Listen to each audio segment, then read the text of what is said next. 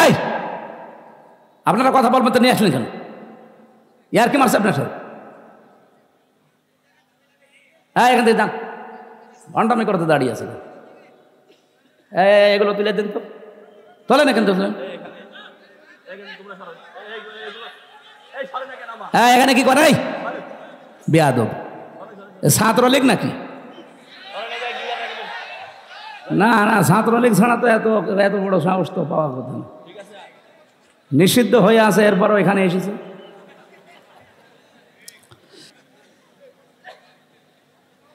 কে নিষিদ্ধ না? ওরা নিষিদ্ধ জিনিস এখানে আসবে কেন? আমাদেরকে 1 তারিখে নিষিদ্ধ করেছিলেন, আমরা 5 দিন গা ঢাকা দিয়েছিলাম। তা আপনাদের নিষিদ্ধ, আপনি যতদিন শুদ্ধ না হন ততদিন গা ঢাকা দিয়ে থাকবেন। স্বরাষ্ট্র উপদেষ্টা গত পরশুদিন কি ঘোষণা দিয়েছেন দেখেছেন?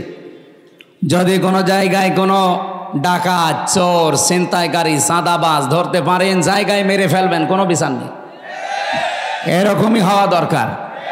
যা আরম্ভ করেছে ওরা, আজকে আমি প্রশাসনের সাথে একজনের কথা বলছিলাম আসার সময়, বলছে এখন যে বিশৃঙ্খলাগুলো তৈরি হচ্ছে সব ওদের ভেতর থেকে আমাদের ভেতরে ঢুকতেছে, যেন এই সরকার ব্যর্থ হয়ে যায়। এই জন্য খুব সতর্ক থাকা লাগবে ভাই। এই ছেলে, এমন এক চড় দেব না কানের নিচে, জায়গা মতো বসে পড়বেন আপনি। বিয়াদবের বাচ্চা, বিয়াদব। 14 বার কথা বলা লাগে, ভণ্ডামি করার জন্য আসে। একজন যদি দাঁড়িয়ে থাকে না সামনে, এমনি মেজাজটা খারাপ হয়ে আসে। এরপরে যদি এত ডিস্টার্ব হয়, কথা বোঝানো যায়। গতবার গাবতলী থেকে আসার সময় এই মাহফিলে আমি বের হয়েছিলাম, ওখান থেকে 9টা থেকে এই জায়গায় এসে 10টায় উঠবো, কিন্তু ওসি সাহেব আমার এমন তাড়া দিয়েছে, এক তাড়ায় প্রায় 1.5 কিলোমিটার শুধু দৌড়িয়েছে, তা মাঠের ভেতরে। এই আগস্টের 5 তারিখের পরে ওই ওসি সিরাজগঞ্জ গোল চত্বরে দেখা করেছে। আর রাত 2টার সময় আমি চা খাচ্ছি বসে, আমি, আব্দুল বারী রশিদি ভাই, এরপর হোসাইন আহমেদ, মাহফুজ, আরও 2 জন ছিল। এসে বলছো হুজুর মাফ করে দিন। কে ভাই আপনি? আমি ওই সেই গাবতলী থানার ওসি। আরে শয়তান, এইদিকে আর তোরাই তো খুঁজছি, কোথায় ছিলি এতদিন? বলছো হুজুর আমারে বদলি করে দিয়েছে, আমার নামে বিভাগীয় মামলা হয়েছে, আমি এখন কক্সবাজারে ওই টেকনাফে আসি চুরি করি। মাফ করবো, আগে টাকা ফেরত দেন। ওই দিন আমারে তো ধরতে পারেননি, গাড়িটা ধরিয়ে, ড্রাইভারে ধরিয়ে, আব্দুল বারী রশিদিরে ওর গাড়ি ধরিয়ে, আব্দুল সালামের গাড়ি ধরিয়ে আপনারা 1,13,000 টাকা নিয়েছেন।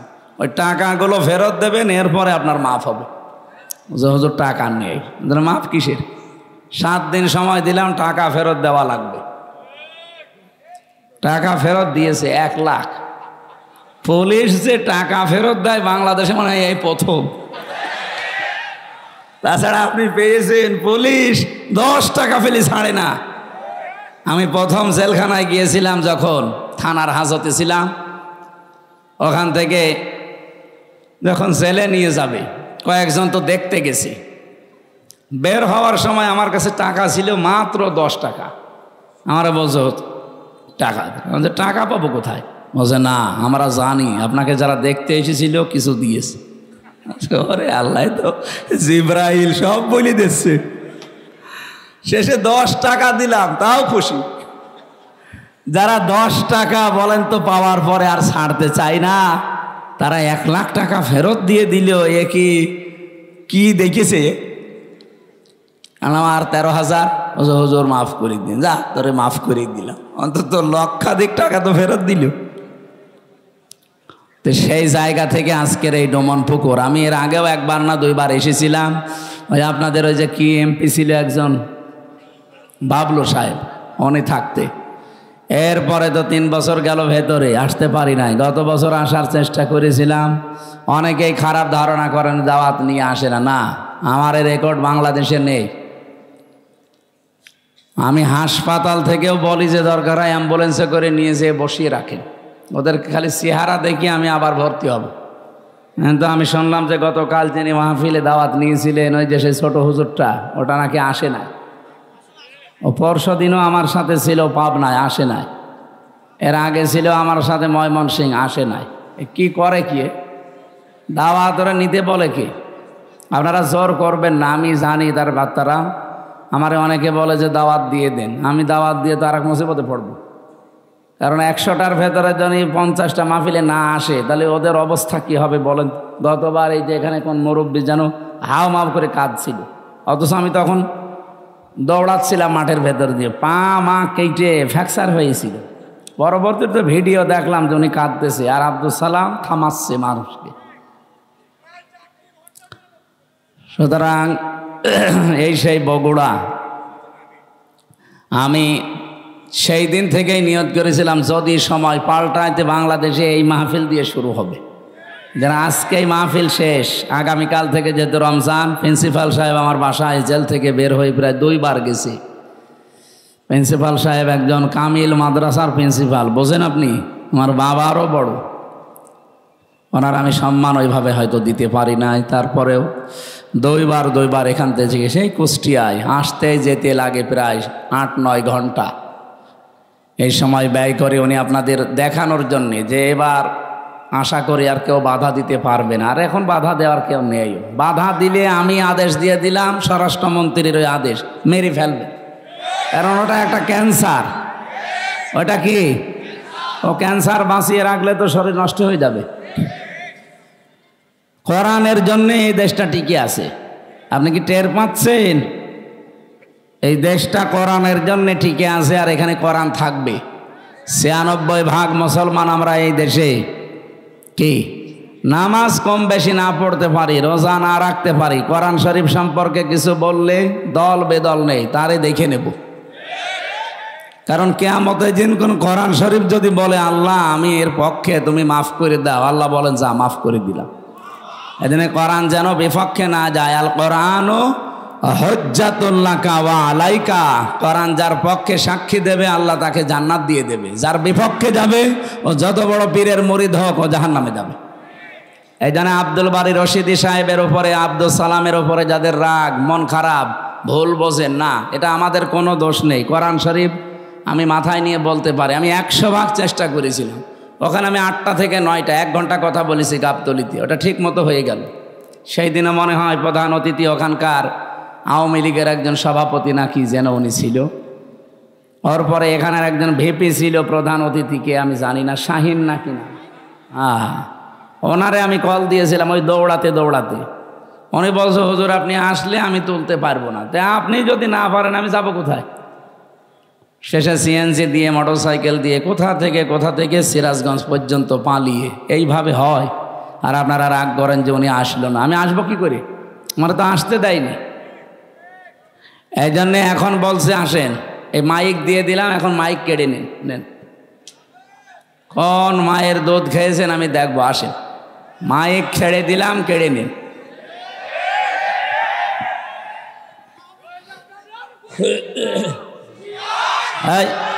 এখন ওইটা আর নেই, যেহেতু বলার দরকার নেই, 27 পালিয়েছে।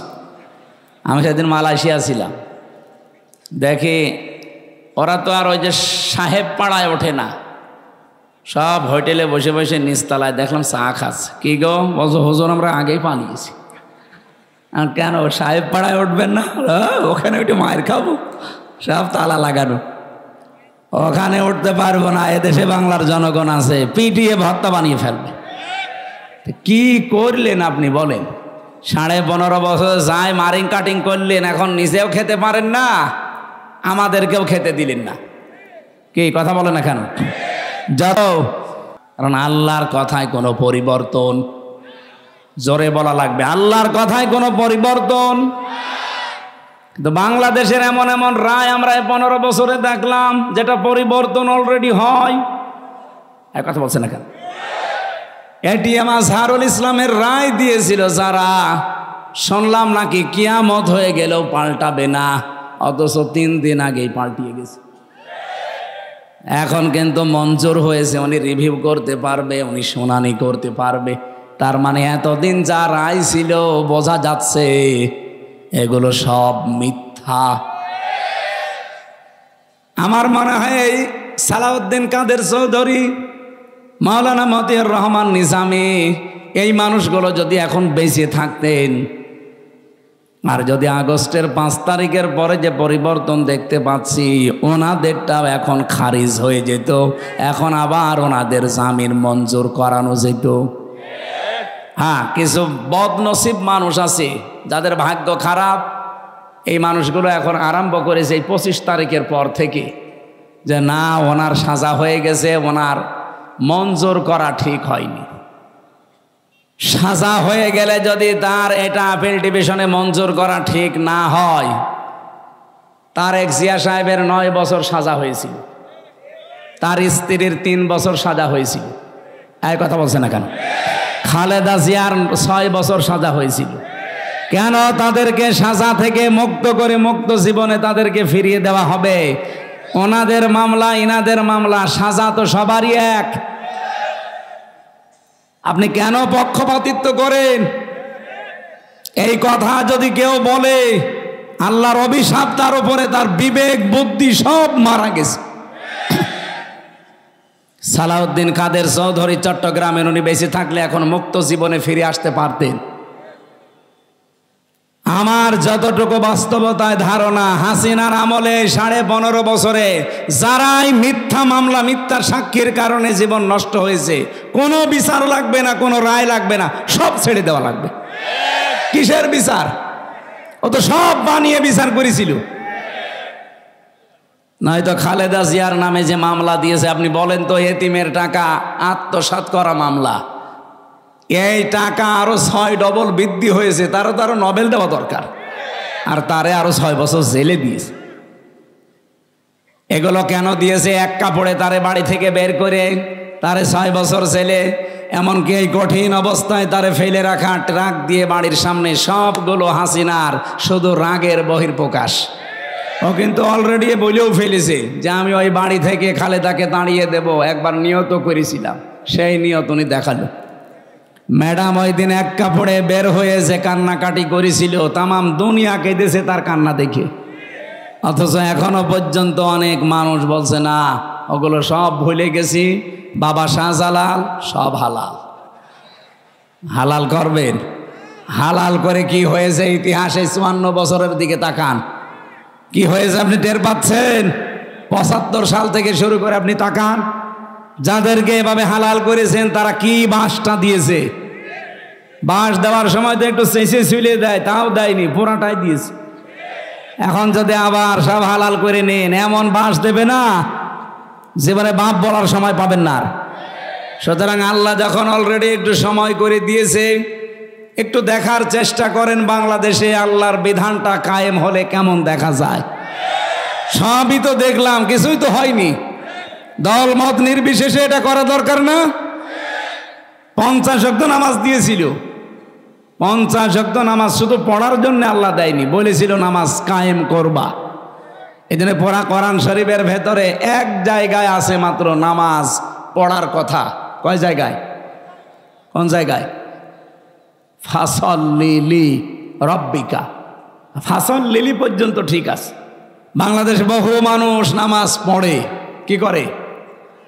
হয়তো লোক দেখানোর জন্যে, ভোট পাওয়ার জন্যে, অথবা মানুষ যেন বলে যে না লোকটা নামাজি, এই জন্যে।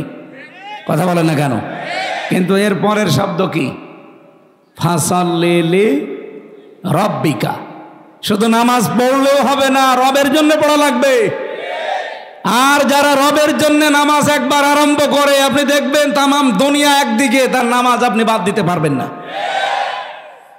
আমি আমার রিমান্ডে দেখেছিলাম, আমার সামনে দিয়ে যে লোকটাকে নিয়ে গেল তার এই নখ তুলেছি, বলছিল যে হামজা ভাই, আমাকেও নিয়ে গিয়েছিল ওই মেশিনগুলো দেখাতে, আমার তোলেনি কিন্তু নিয়েছি, ডিম আমাকেও দেখিয়েছে। এরকম একটা চেয়ারে বসিয়ে দেয়, হাতের সাথে পায়ের সাথে বেল লাগিয়ে দেয়, গলার সাথে একটা ক্লিপ লাগিয়ে দেয়, মাথায় একটা কালো কাপড় দিয়ে একটা শর্ট একটা সুইচ টিপ দেয়, এক টিপে 120 বার ঘুরে। আপনি টের পাচ্ছেন 120 বার 1 মিনিটে? 1 সেকেন্ডে কয়বার হয় চিন্তা করতে পারেন? আপনি ঘুরে দেখান তো। এতটুকু যদি ছেড়ে দেয় যে ভাই যা তোরে আমি একবারে 2-4 বার একটু শর্ট দিলাম, চলে যা, না, এবার এমন একটা মেশিন নিয়ে আসে, এই হাতের সাথে পায়ের সাথে একেবারে খাপ খাওয়ানো, শুধু আপনার এখানে ধরবে, একবার টিপ দেবে, সব নখগুলো খুলে চলে যাবে। আর নখ খুলে গেলেই ফিনকি দিয়ে রক্ত বের হয়। আপনি নখ খুলে দেখেন কি রক্ত বের হয়। রক্ত যেই ফিনকি দিয়ে বের হবে তখন পাতলা মিহি যে লবণ ওটা ছিটিয়ে দেয়। বলতেই যদি আমার এমন লাগে, আমি নিজে ফেস করে আসলাম, কত বড় কঠিন ছিল বলেন তো। আপনি একটু নিজেকে কোনোদিন আয়না ঘরের সামনে দাঁড় করান যে ব্যারিস্টার আরমান 8 বছর ছিল ওই ঘরটায়, এদিকে 3.5 হাত, এদিকে 1.5 হাত, সামনে টয়লেট দেওয়া, যার কোনো দরজা নেই, কোনো দেওয়াল নেই, ওদের সামনে বসে টয়লেট করা লাগবে। আমি নিজে করেছি। জেলখানায় তো তাও অন্তত 1-1.5 হাত টয়লেটের দরজা দেওয়া আছে, আর ওখানে কোনো দরজা নেই, আবার পার সাথে চেন বাঁধা থাকে। আপনি কতক্ষণ থাকতে পারবেন এইভাবে? 2 দিন, 5 দিন, 7 দিন। ওইটা লোক 8 বছর কাটিয়েছে, 10 বছর কাটিয়েছে আমান আজমি ভাই। এখনো পর্যন্ত অনেকে জালেমের সাফাই গায় আর বলে না এটিএম আজহারুল সাজা প্রাপ্ত মানুষ, ওনারে মামলায় জামিন দেওয়া হবে কেন? ওরে জবাই করা দরকার শয়তান। হাসিনার আবার মামলা কিসের? ও তো যা করেছে সব রাগে পড়ে ওর বাবার ওই হত্যার প্রতিশোধ নেওয়ার জন্য। ওর বাবার নাম শুনলে আজ পর্যন্ত কোনো মানুষ এ কথা বলেছে যে শহীদ বঙ্গবন্ধু? না, আমি পাইনি। কিন্তু আপনাদের বগুড়ার সন্তান শহীদ জিয়া নাম শুনলেই মানুষ আগে শহীদ বলে। কেন? এমনি এই শব্দটা তো খেলাচোরা জিনিস না যে যাত্রার নামের সাথে লাগিয়ে দেবেন। শহীদ হওয়া কত বড় দামি জিনিস আল্লাহর কাছে জানেন? শহীদরা মরে গেছে কথা বলাও নিষেধ, শহীদরা মরে গেছে ধারণা করাও নিষেধ। কত দামি শব্দ! এই জন্য আমরা শহীদ বঙ্গবন্ধু আজ পর্যন্ত কারো মুখে শুনি না, কেউ বলেও না। হ্যাঁ, এতটুকু বলে যে ওনারে ওইভাবে মারা ঠিক হয়নি, ওনারে টুকরো টুকরো করার দরকার ছিল। কিন্তু শহীদ জিয়ার নাম শুনলে আপনি বলেন, নাম শুনলে আগে মানুষ শহীদ বলে। উনি যে কাজটা করে দিয়েছিলেন আরাফাতের ময়দানে, ওনার জীবনে কি কবুল হবে না হবে আমি জানি না, তবে এই কাজটা আমার মনে হয় আল্লাহর ভালো লেগেছে। লক্ষ লক্ষ মানুষ সেখানে যে ছায়ায় আশ্রয় পায়, আমি নিজেও সে আশ্রয়ে ছিলাম ছায়ায়। মন থেকে এমনি দোয়া আসে, আল্লাহ এই ছায়াটা যিনি দিলেন তৈরি করে, তার মাথার ওপর তোমার কুদরতের ছায়া তুমি দিয়ে দিও। আরাফাতের ময়দানে হাজিরের দোয়া আল্লাহ ফেরত দেয় না, কবুল হয়। লক্ষ লক্ষ হাজিরা এই দোয়া করে শুধু ওই নিম গাছের জন্যে, কবুল হবে না? আমিও মন থেকে লোকটার জন্য শ্রদ্ধা এবং সম্মান নিয়ে দোয়া করি, আল্লাহ যেন শহীদ জিয়াকে শহীদ হিসাবে কবুল করেন এবং তাকে যেন মাফ করে দেন। বলেন আমিন। এই জিয়া পরিবারটা আপনারা জানেন একটা মাজলুম পরিবার। তার একটা ছেলেকে মেরে ফেলেছে, বউটাকে জেলে রেখেছিল, একটা ছেলে তো বাইরে। কত বড় কঠিন পরিস্থিতি পার করলো। অথচ এই দলের ভেতরে এখন বাম আর রাম 2 গ্রুপ হয়ে একটা অলরেডি দাদা বাবুদের সাথে বাবা শাহজালাল সব হালাল করার চেষ্টায় আছে। তার একটা গ্রুপ যেটা ডানপন্থী, এরা এত কঠোর, কোনো ভারত না কোনো পাকিস্তান না, এই দেশ চলবে আমাদের নিজেদের ভোটে, আর আমরা এইটা চাই।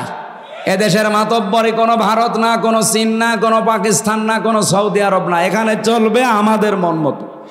যেহেতু 96% মুসলমান এখানে আমরা বাস করি, আমরা আল্লাহর গোলাম পরিচয় দেই, সুতরাং আমরা আল্লাহর বিধান এখানে চাই।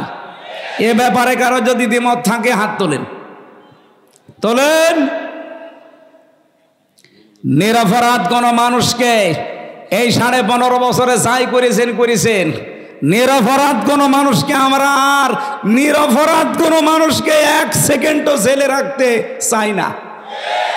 এই জন্য 15.5 বছরে যারা মিথ্যা মামলার আসামি, যারা মিথ্যা সাক্ষীর জন্য জীবনটা শেষ করে দিল, আমরা চাই কোনো বিচার করার দরকার নেই। আইন মন্ত্রণালয়ে যিনি দায়িত্বে আছেন, আপনি ঢাকা ভার্সিটির একজন শ্রদ্ধাভাজন স্যার, আপনার সম্পর্কে অনেক কিছু তথ্য এখন সামনে আসছে। আশা করছি সাপ তুলতে যে কে কেসও খুঁড়তে যে আবার সাপ বেরিয়ে যেন না আসে। এটা আমার সামনে শুধু 10,000 20,000 মানুষ না, এখন 18 কোটি মানুষ আমার সামনে, এটা রেকর্ড হচ্ছে, সারা দুনিয়া চলছে। সবার পক্ষ থেকে আমি আহ্বান জানাচ্ছি আমার ইমানের দাবি থেকে, এটিএম আজহারুল ইসলামকে নিঃস্বার্থে মুক্তি দিয়ে তার কাছে ক্ষমা চাওয়া হোক। হ্যাঁ, কথা বলেন না কেন? এই বৈধ দাবিতে আপনারা নেই? কারা আছেন দেখি তো ভাই? লিল্লাহে তাকবীর। দেখেন তো হাত তোলেনি কে? আলহামদুলিল্লাহ।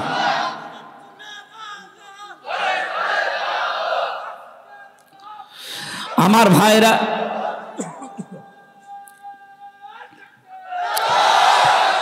আমি কিছু লাগবে না সামা, আমি কথা তুলেছিলাম লা মুবাদ্দিলা লিকালিমাতিহি, আল্লাহর কালামের কোনো পরিবর্তন নেই। বাংলাদেশের কালামগুলো যে পরিবর্তন এখন হয়ে গেল, এটার দ্বারা আজ আন্তর্জাতিক যে বিচার ব্যবস্থা আছে কি কি পরিগণিত হচ্ছে এই দেশটা আপনি বলেন। সারা বিশ্ব থেকে দেখেন ধিক্কার আসবে। এই যে বানানো বিচার ব্যবস্থা, ট্রাইব্যুনাল, সবগুলো একজনের আদেশে চলেছে, আর ওনাকে আদেশ দিয়েছে ওনার দাদারা। কথা বলেন না কেন? কি মান থাকলো দেশের? আমাদের দেশটা ডুবিয়ে ফেলেছে একেবারে। সারা দুনিয়া থেকে এখন কিন্তু কথা অলরেডি আসতেছে যে তাহলে এটিএম আজহারুল ইসলামকে যদি সত্যি এখন রিভিউ মঞ্জুর করে, তাহলে এর আগের গুলো ওই রকমই ছিল। এটা তো সব দেখছি বানানো, বানানোই ছিল।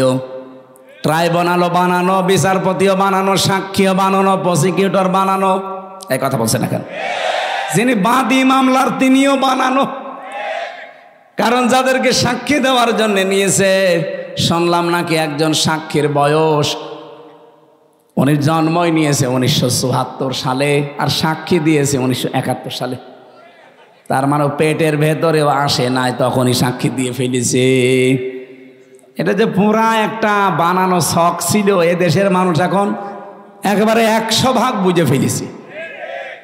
আল্লাহর নবীর এই হাদিস থেকে যে বর্ণনা দিচ্ছিলাম, 6 মাস রোজা কিন্তু লিখিত ছিল, কোনো রদ বদল আছে? বলেন বলেন।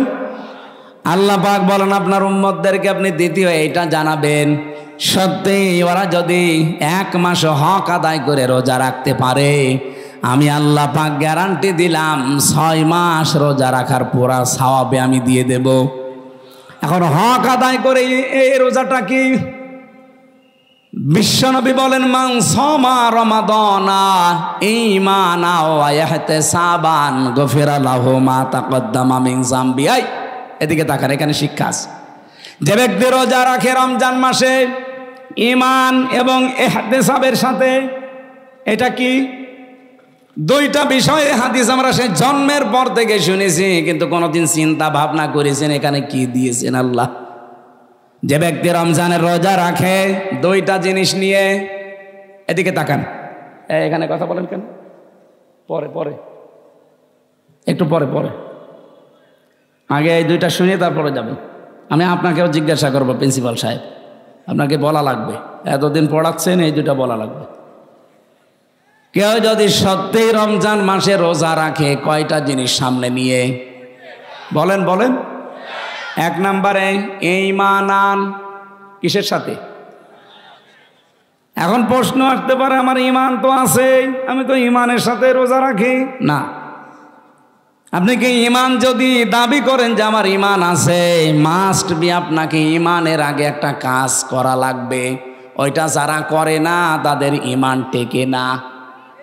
ফামায়াকফুর বিত্তাগুত ওয়া ইউমিন বিল্লাহ, আল্লাহ পাক নিজে বলেন সূরা বাকারা 256 নম্বর আয়াতের মাঝের অংশে আছে, কেউ ঈমান আনতে চাইলে তার প্রথম কাজ হবে সে যেন তাগুতকে ছেড়ে দেয়।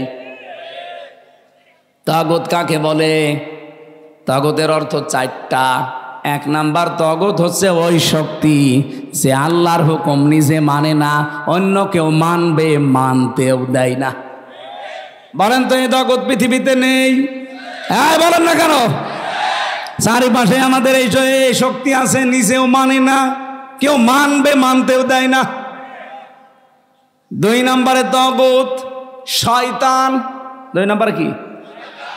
3 নম্বরে তাগুত মানুষের তৈরি করা আইন।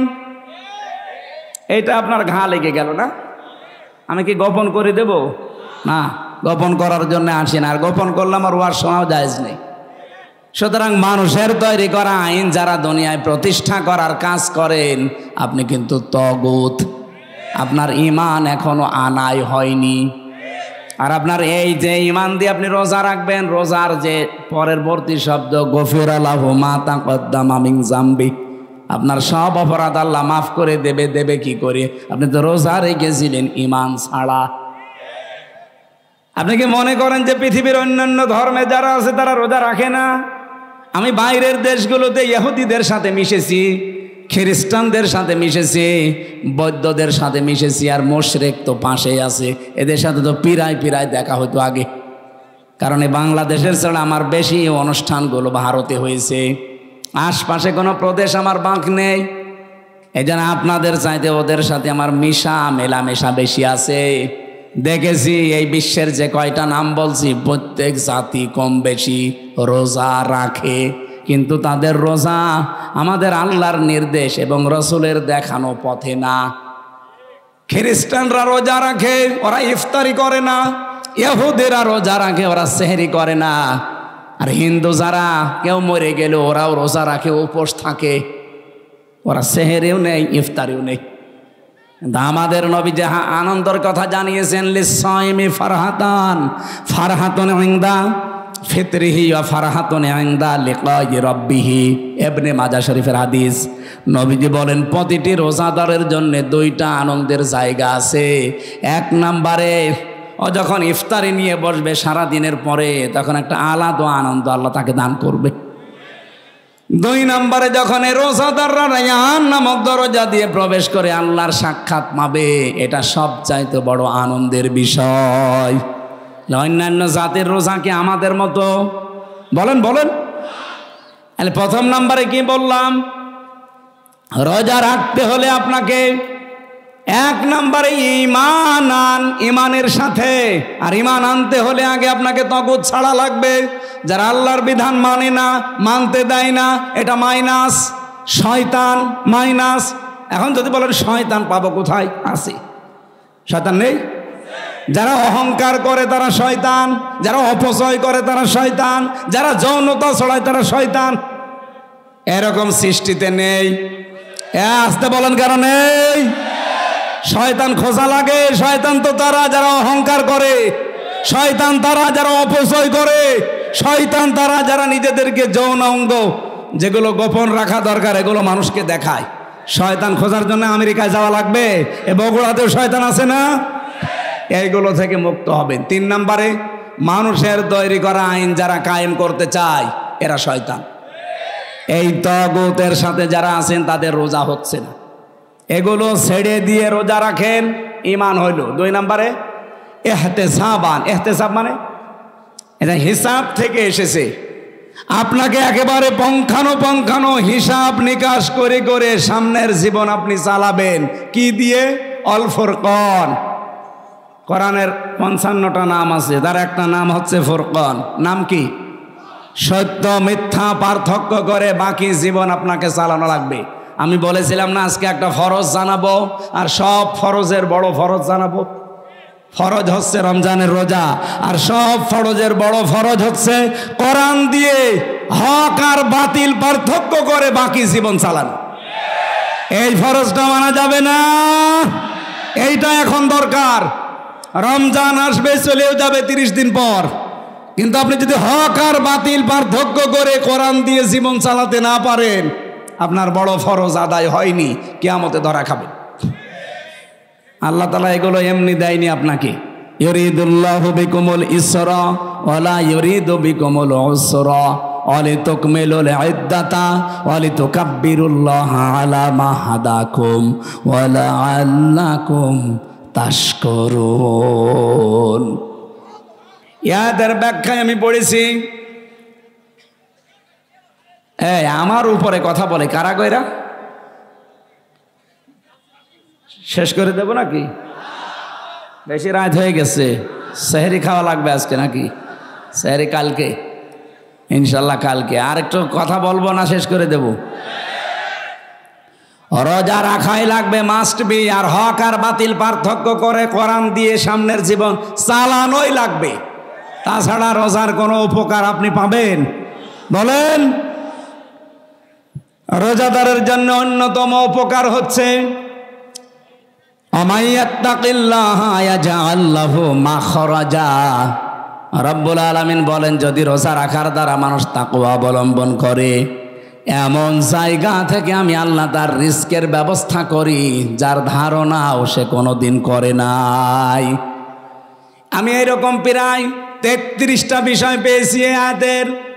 যারা রোজা রাখার দ্বারা তাকওয়া অবলম্বন করবে তাদের তো 27টা উপকার হবে দুনিয়া আখেরাত মিলে। আর 33টার ভেতরে 1 নম্বরে হচ্ছে এমন জায়গা থেকে আল্লাহ তাকে বিপদে পড়লে সাহায্য পাঠাবে, ওর ধারণাও ছিল না যে এই জায়গা থেকে সাহায্য আসতে পারে। 1 নম্বরে পেয়েছি হযরত ইউসুফ আলাইহিস সালামের নাম। এটা সূরা ইউসুফে 12 নম্বর পারা 17 নম্বর পৃষ্ঠার 1 নম্বর লাইনে 23 নম্বর আয়াতে পাবেন। ওয়ারাওয়াদাতুহুল্লাতী হুয়া ফি বাইতিহা আন নাফসিহি ওয়া গাল্লাকাতিল আবওয়াবা ওয়া ক্বালাত হাইতা লাক। রব্বুল আলামিন বলেন, যেই মহিলার ঘরে হযরত ইউসুফ ছিলেন, ও কিন্তু তাকে ফাঁসলিয়ে নিয়ে গেছে 7 তলা বিল্ডিংয়ের উপরে, 7টা দরজায় তালা লাগিয়েছে, নিজের কাপড় চোপড় সবগুলো খুলেছে আর ডাক দিয়েছে, ওয়াকালাত হাই তালাক, আমার দিকে আসো। হযরত ইউসুফ প্রথমে তিনি বললেন, ক্বালা মাআযাল্লাহ ইন্নাহু রাব্বি আহসানা মাসওয়ায়া ইন্নাহু লা ইউফলিহুজ জালিমুন। আল্লাহর সাহায্য চাই, আমার রব, এখানে রব বলতে আমার যিনি দায়িত্বে আছেন, আপনার স্বামী আজিজে মিসর, এই লোকটা আমার দায়িত্বশীল, তার আমানত আপনি, আমি আপনার খেয়ানত করতে পারি না। ইন্নাহু লা ইউফলিহুজ জালিমুন। এই খেয়াল করেন, ইউফলিহু এটা মজারে, বর্তমান ভবিষ্যৎ, প্রেজেন্ট ফিউচার। ইউসুফ নবী ওখানে যেই মহিলাকে উদ্দেশ্য করে কথা বলছিলেন, ওখানে মহিলা কয়জন ছিল? আরো জোরে বলেন। তাহলে একজন দিলে জালেম দিতে পারতেন, জালিমুন দিলেন কেন? হযরত ইউসুফ যদিও জুলাইখাকে উদ্দেশ্য করে কথাটা বলতে চেয়েছেন, কিন্তু কিয়ামত পর্যন্ত হাজারো জুলাইখার বোন আসবে। কথা বলেন না কেন? হযরত ইউসুফ আল্লাহকে জানাতে চেয়েছিলেন এবং ওই মহিলাকে শোনাতে চেয়েছিলেন, কোনদিন কোনো জালেম সফল হচ্ছে না, হবে না। ওই আয়াতটা কোরআনে এখনো আছে না নেই? আরো জোরে বলেন, আছে না নেই? সুতরাং যারা জালেম হবেন, চর্মচোখে মনে হবে হ্যাঁ অনেক কিছু পাচ্ছি, অনেক উন্নতি হচ্ছে, যদি জুলুম আপনার ভেতরে পাওয়া যায়, আল্লাহর কসম কোনোদিন আপনি সফল হতে পারবেন না। যে জায়গার ইচ্ছা করেছিলেন ওখানে যাওয়ার আগে আপনার পতন হবে। পৃথিবীর কোন জালেম সফল হয়নি এর আগে, কোনোদিন আর হবে? যদি হয় তাহলে আয়াত মিথ্যা হয়ে যাবে, আল্লাহ তার কোরআন মিথ্যা করবে। এজন্য কোন জালেমকে আল্লাহ সফল হতে দেয় না। আর জালেমের বিরুদ্ধে আল্লাহ নিজে কিয়ামতে মামলা দায়ের করবে। বাংলাদেশে 1628 জন মানুষ দায়িত্বে ছিল, এখনো 100 জনের প্রায় 90 জন ওই রকম মানুষই আছে, যারা এই 3টা নাম নির্বাচন করেছে, ডিসি, এসপি, টিওনো। আমার মনে হয় এগুলোকে সব এই মুহূর্তে ছাঁটাই করা দরকার। কারণ এরা যদি থেকে আবার নির্বাচন হয়, সংস্কার না করে ওই আবার দিনের ভোট রাতে হবে, আবার 154 জন হবে। কথা বলছে না কেন? আমরা চাই এগুলো একটাও যেন না থাকে, যারা আছে সবগুলোকে বিদায় করেন। এই 15.5 বছরে যারা বৈষম্যের শিকার ছিল তাদেরকে নিয়ে এসে বসান। আমি কি বেশি বলছি? এটা না করে আবার নির্বাচন করেন, ওই আবার দিনের ভোট রাতে হয়ে যাবে। কারণ সেই ওসি, সেই ডিসি, সেই এসপি, সেই টিওনো এখনো পর্যন্ত আছে না। এই জন্য 1628টা চেয়ারে একটাও পুরাতন মানুষ থাকা যাবে না। গত কয়েকদিন আগে প্রায় 44টা ডিসি অলরেডি পাল্টিয়ে গেছে, তাদের অবসরে দিয়ে দিয়েছে বাধ্যতামূলক। ডক্টর মোহাম্মদ ইউনুস 2 নবীর নাম নিয়ে বসে আছে, মোহাম্মদ আর ইউনুস। কয় নবীর? 2 নবীর নাম নিয়ে কাজ করছে যে না একটাও রাখবো না। যেগুলো জালেমকে সাহায্য করেছে একবারে 54 জন, 44টা ডিসি শেষ। বলছে আপনারা বাধ্যতামূলক অবসরে। বলছে না আমাদের তো এখনো বয়স শেষ হয়নি। বলে না, শেষ হয়ে গেছে। নির্বাচনের আগে হাসিনা যেমন করেছিল, চাচা এরশাদের কাছে যে বলছে আপনি অসুস্থ, বলছে কই আমি তো ভালো না, আপনি অসুস্থ, চলে হাসপাতালে ভর্তি করে একটা ইঞ্জেকশন দিয়ে শুয়ে রেখেছে, থাক। আমার মনে হয় এইটাই করা লাগবে। এই 1628টা যারা আছে একটাও আমরা দেখতে চাই না। আমি নাম নিলাম না, পাশের জেলা নাটোরের সর্বোচ্চ পর্যায়ে যিনি দায়িত্বে ছিলেন, উনি বৈষম্যের শিকার হয়ে 15.5 বছর ওএসডি হয়েছিলেন। পরবর্তীতে এসে একটা দায়িত্ব পেয়েছে, ওনার সাথে আমি গোপনে কথা বলছিলাম। উনি বলছিল হুজুর এখনো পর্যন্ত 100 জনের 90 জন ওই শয়তানরাই আছে। তা আপনারা আমরা চিল্লা পাল্লা করে কি ওগুলো পাল্টানো লাগবে কি? 9 দফার ভেতরে সংস্কার একটা নেই, কথা বলেন না কেন? আমরা চাই একটাও যেন না থাকে। নির্বাচনের আগে সব পাল্টাতে হবে, সব পাল্টিয়ে এরপরে নতুন মানুষ দিয়ে নির্বাচন করেন। এদেশে যারা যাবে তাদেরকে আমরা ওয়েলকাম জানাবো, কিন্তু জালেম হবেন না। যদি জুলুম করেন, হানিফের বাড়ির দিকে তাকান, কুষ্টিয়ার জুলুম করার কারণে তার বাড়ি মাটির সাথে মিশে যায়নি, ওর পায়খানার প্যান পর্যন্ত মানুষ খুলে নিয়ে চলে গেছে। এই জন্য আগামীতে যারা আসবেন চেয়ারে বসবেন, যদি জুলুম করেন কারো উপরে, 5 বছর পরে দেখবেন আপনার বাড়িও শ্মশান হয়ে গেছে। গতকালকে ঝিনাইদহ ছিলাম, বলছো হুজুর এই জায়গায় হিরণ চেয়ারম্যানকে পিটিয়ে মারার পরে ন্যাংটা করে পেছনে বাঁশ দিয়ে খাড়া করে রেখেছিল। সেই জায়গাটা দেখলাম, হিরণ চেয়ারম্যান যে কত অত্যাচার করেছে নারী পুরুষের উপরে, সে জুলুমের প্রতিশোধ 5 তারিখে একেবারে বিকালে 1 ঘন্টার ভেতরে মানুষ পিটিয়ে মেরে ফেলেছে জায়গায়। এরপরে আবার টাঙিয়ে রাখছে, ও রাস্তার মোড়ে টাঙিয়েছে, আবার পেছনে দিয়েছে বাঁশ, আর ওই ছোট ঠ্যাং কেটে ফেলেছে। কি অপমান বলেন! কারণ জালেমদের ওপরে রাগ কার? আল্লাহর নিজের। আল্লাহ বলেন আমি নিজে মামলা দেব, ইন্নামাস সাবিলু আলাল্লাযিনা ইয়াজলিমুনা নাস। জালেম যারা, ওদের বিরুদ্ধে আমি নিজে মামলা দায়ের করব। বাংলাদেশে আমার যাদের উপরে হাসিনার মামলা ছিল কেউ খালাস পায়নি। তারেক জিয়া থেকে শুরু করে, খালেদা জিয়া থেকে শুরু করে, এটিএম আজহারুল, আমির হামজা, মামুনুল হক, দেখেন হাসিনা যার বাদী সবগুলো জেল খেটেছি। কারণ সর্বোচ্চ যিনি, তিনি বাদী হলে আপনি আর যাবেন কার কাছে? আর কিয়ামতে যিনি সর্বোচ্চ কে? উনি বলছে আমি বাদী হব মামলার, আপনার কোন উকিল দাঁড়াবে? এই জন্য আমরা যেন জালেম হয়ে না যাই। ইউসুফ নবী এইটা ইঙ্গিত দিয়েছিলেন, ইন্নাহু লা ইফলিহুজ জালিমুন। জালেম দিতে পারতেন, জালিমুন দিয়েছেন। কোন জালেম সফল হয়নি, সফল হবেও না কোনোদিন। সুতরাং আপনি আমার এই কাজ করবেন না।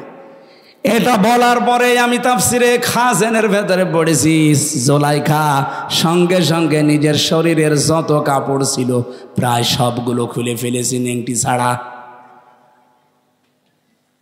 নেংটি ছাড়া সব খুলে ফেলে যখন সামনে এসেছে, ইউসুফ নবী নিজের চোখের উপরে হাত দিলেন, কিন্তু মানুষ হিসাবে তার ভেতরেও চাহিদা নেই। কি আপনি আয়াতের পরবর্তী আয়াত দেখবেন, 24 নম্বর আয়াত সূরা ইউসুফের, ওয়ালাকাদ হাম্মাত বিহি ওয়া হাম্মা বিহা। জুলাইখা যেমন কাপড় চোপড় খুলে জেনা করার জন্য রাজি, ইউসুফও রাজি। কি প্রিন্সিপাল সাহেব ঠিক আছে এটা?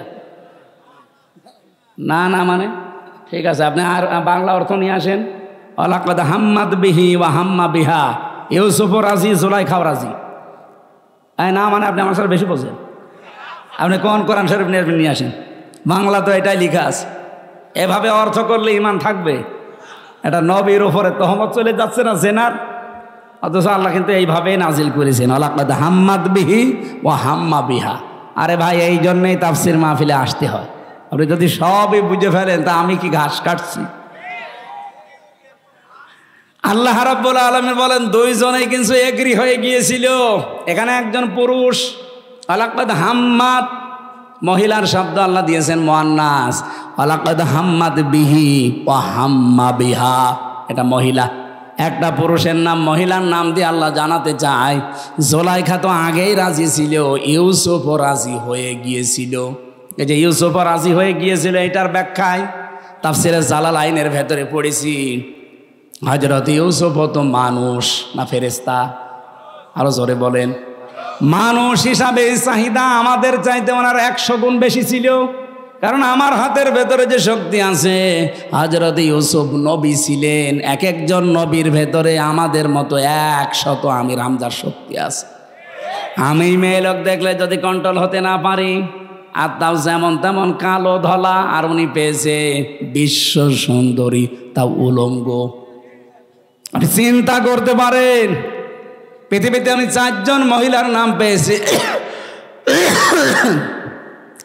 আল্লাহ তাদের সব চাইতে সুন্দর করে বানিয়েছিলেন। 1 নম্বরে আমাদের আদি মাতা হযরতে হাওয়া, 2 নম্বরে জুলাইখা, 3 নম্বরে পেয়েছি হযরতে ইব্রাহিম নবীর বড় স্ত্রী সারা, 4 নম্বরে আমাদের নবীর মেয়ে ছোটটা ফাতেমাতুজ জোহরা।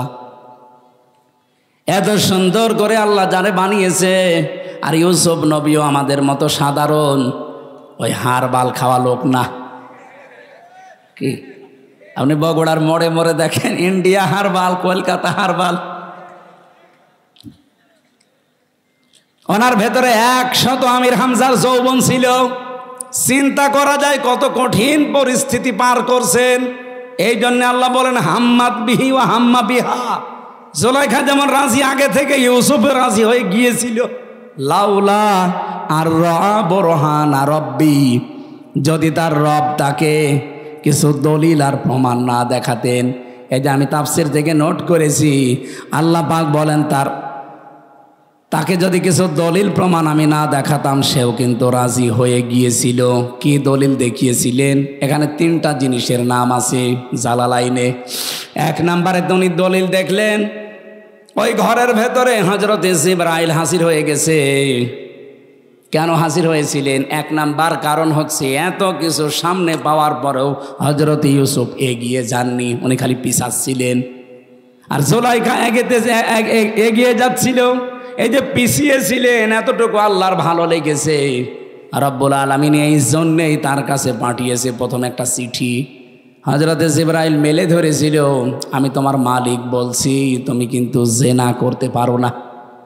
2 নম্বরের দলিল হযরত ইয়াকুব আলাইহিস সালাম, যেন মনে হচ্ছে সরাসরি ঘরের ভেতরে দাঁড়িয়ে বলছে, ইউসুফ আমি তোমার বাবা বলছি, তুমি কিন্তু জেনা করতে পারো না। 3 নম্বরে আকস্মিকভাবে ঘরের ভেতরে একটা অন্ধকার পরিস্থিতি তৈরি হয়ে গিয়েছিল। এই 3টা দলিল দেখার পরে হযরত ইউসুফ মনের ভেতরে যে আশাটা ছিল, ওই আশাটার উপরে ভর করে তিনি কিন্তু জানতেন না যে সবগুলো দরজায় তো তালা মারা, কোনো জায়গায় লাভ নেই। আর মেয়েটাও বলে দিয়েছে সামনে যে কোনো লাভ হবে না, সব আমার কাছে তালা লাগানো, চাবি এই যে চাবি নিজের কাছে দিয়েছে। হযরত ইউসুফ শুধু মনের ওপরে জোর দিয়ে আল্লাহর ওপরে ভরসা করে তিনি যখন দৌড় দিয়েছেন, দরজার কাছে যাবার পরে খাজেনে পাবেন, খাজেন তাফসির, দরজা প্রথম যেটা ওর কাছে যাবার পরে দেখে না, দরজা খোলে না।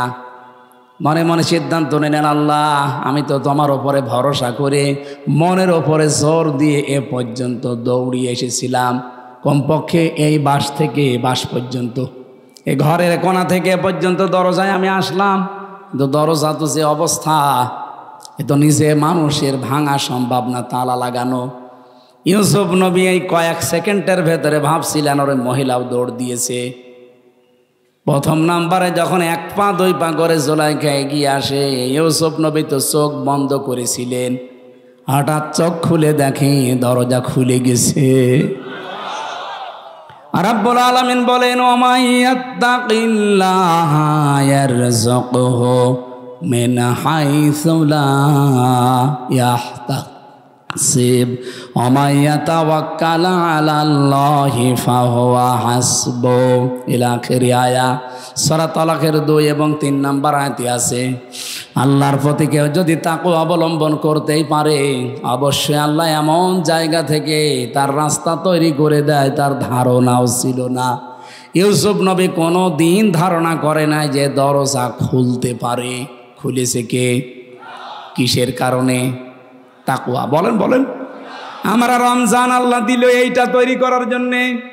নারী পুরুষ সত্যি যদি এইটা আজ তৈরি করতে পারি 1 মাসের ভেতরে, আগামী বাকি জীবনে এমন এমন জায়গায় বিপদে পড়বেন, সাহায্য আল্লাহ পাঠাবে যেটার ধারণাও আপনার ছিল না। ওই আল্লাহ এখনো নেই। ওই আল্লাহর দিকে তাকিয়ে রমজানের হক আদায় করে রোজা রাখার চেষ্টা চালানো দরকার। আমি শেষ করে দিলাম।